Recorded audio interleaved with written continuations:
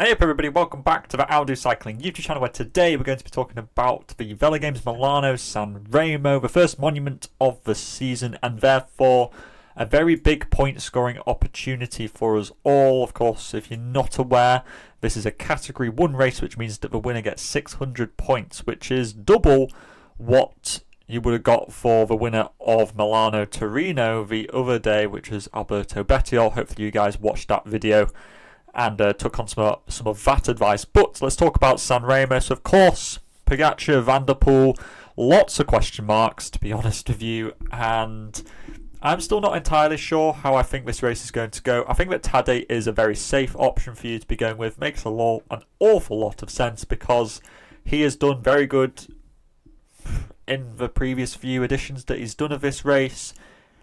You know, his likelihood of winning maybe isn't the highest because his ability to win this race is, going to be quite hard. It's quite a very niche scenario which he's going to need to end up being in. But is he going to be is he a guy who's going to almost certainly finish on the podium?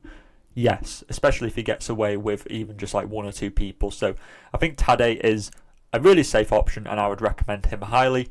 Van der Poel, on the other hand, is a really tough one because if you pick Tadej and Van der Poel, you can't pick Pedersen.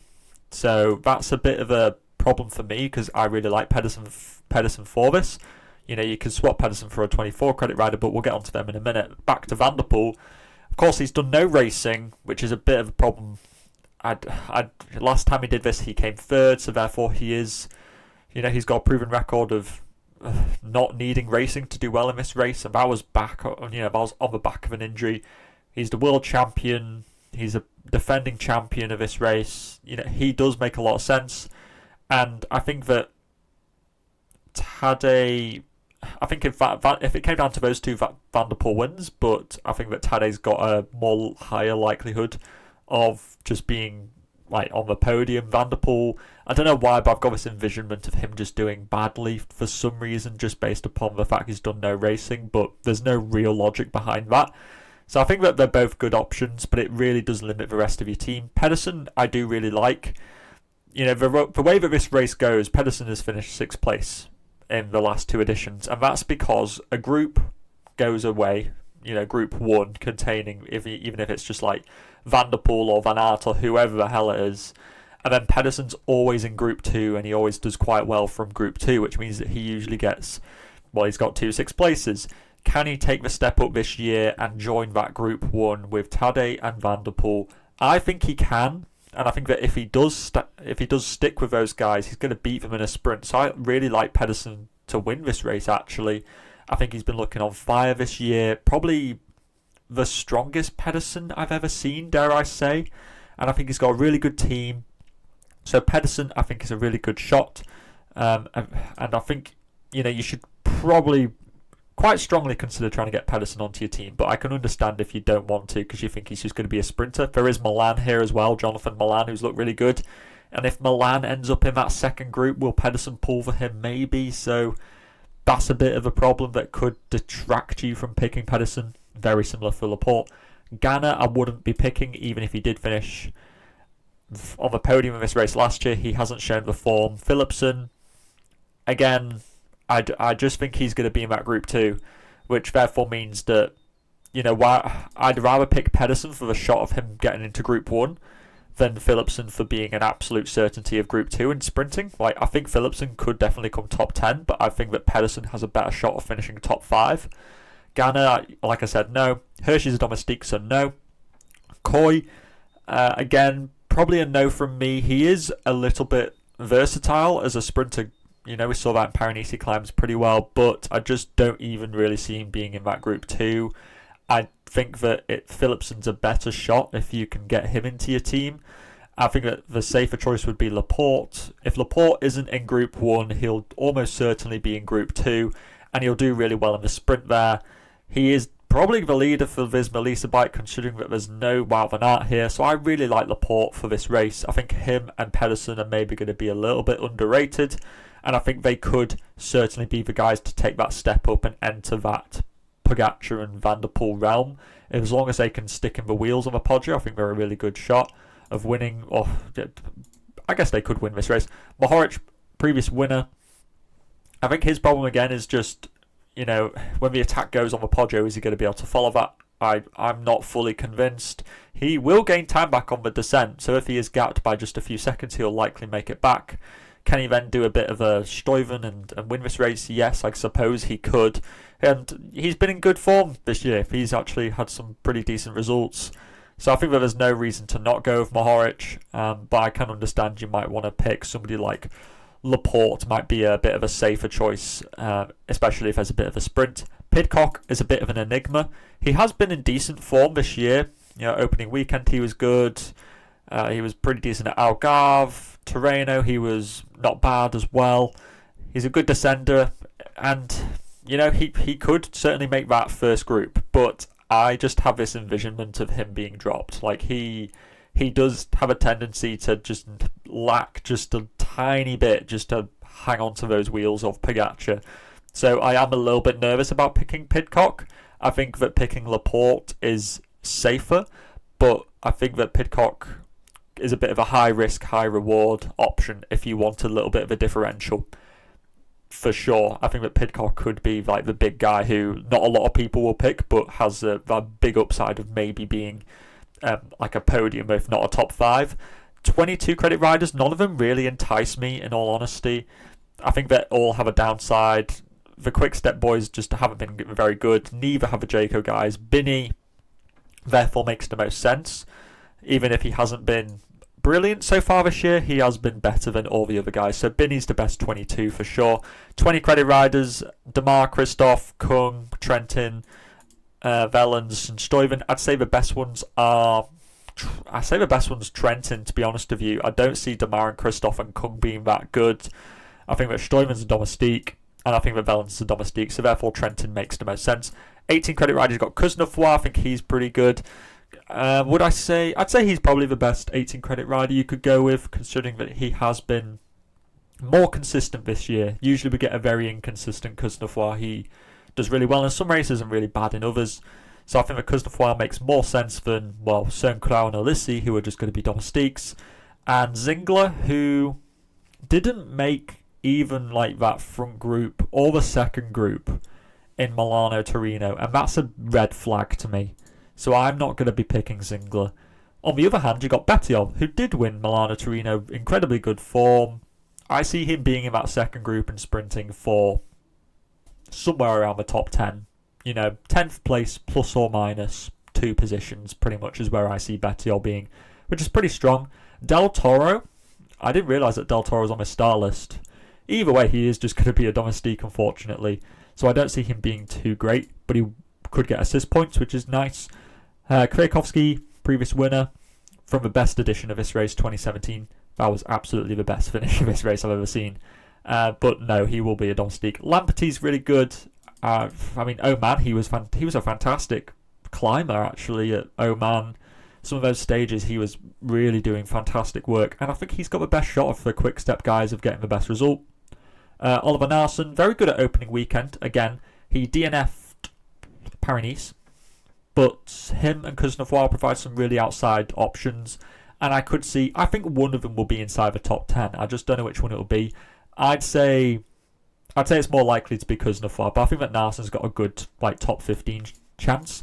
Other 16 credit riders, Schoins, I don't think this race is hard enough. I know you might be tempted because he did really well at Stradé, but I don't think this race is attritional enough for Tom Schoins. They've also got Pedersen and Milan here who are just more likely to do well.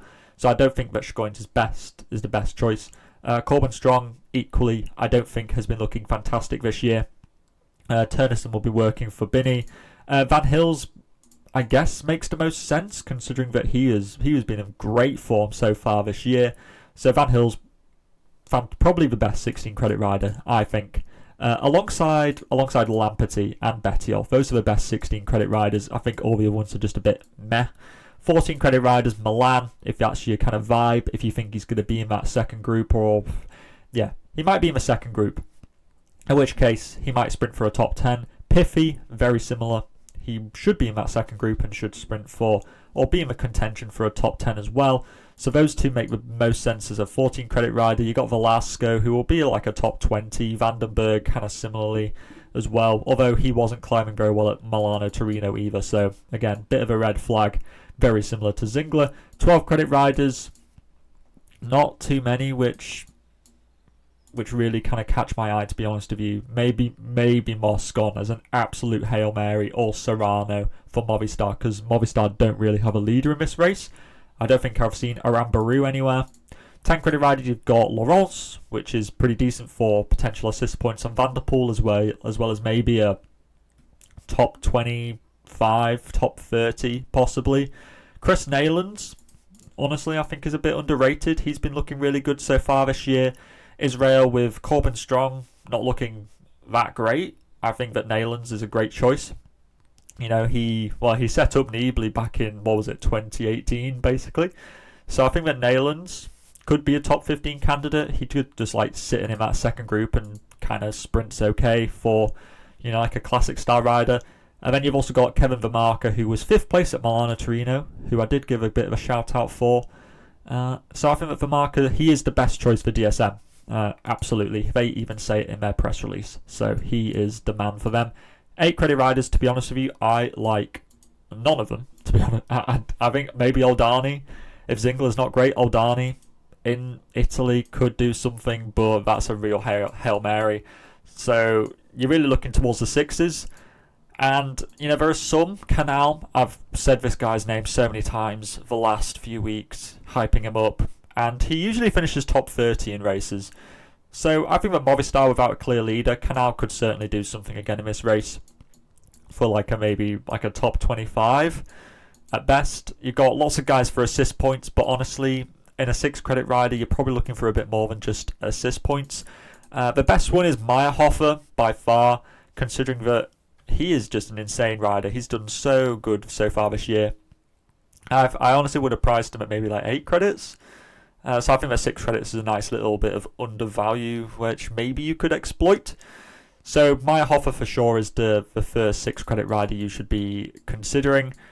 And to be honest with you, outside of him, Mark Stewart is pretty much a guarantee getting him a breakaway, considering what he was doing at the UE Tour, but none of the other ones really tickle my fancy. And then you get into the 4 credit riders, where you're pretty much playing a bit of breakaway bingo, which honestly isn't even that bad of a strategy, because you get 60 points if they make for each checkpoint they get to, which is halfway through the race, 50 km to go, 20 km to go, and 10 km to go.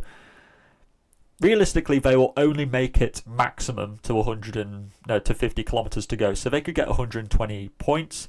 The best ones are to pick the Pro Conti guys, and also Martin Tuschfeld, because DSM, alongside saying that Kevin Vermarker is their main man, they say that they want TV, they want to be visible on the TV all day. They literally say that in their press release, so they will be getting him a breakaway. That is what they are hinting at. So Tuschfeld is the only DSM Firmenich Post-Denal rider who's 4 credits. Makes a lot of sense. I think that Intermarché riders will be working for Bini. So look at Quartucci. He was in the break a few times at, I think it was Tirreno. So you could pick him.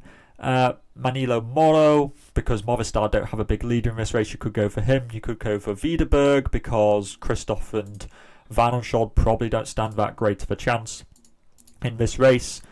So yeah, go for Porti Cometa, Wiederberg, Moro, Quartucci, or the Porti boys, and Tuschfeld. That's pretty much it. This is my team, which I realise has just been visible all this time, so you guys have literally seen it. It's not nailed on for sure.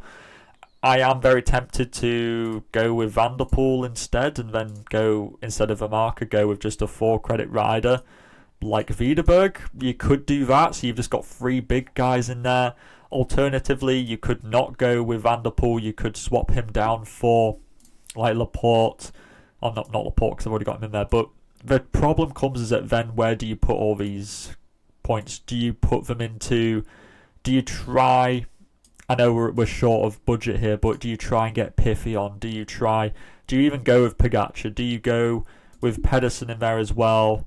Then you get the extra points, which maybe instead of Piffy you could get Bettiol or Kuznefroy, maybe something like that, so you could get 4 guys in there instead of 3.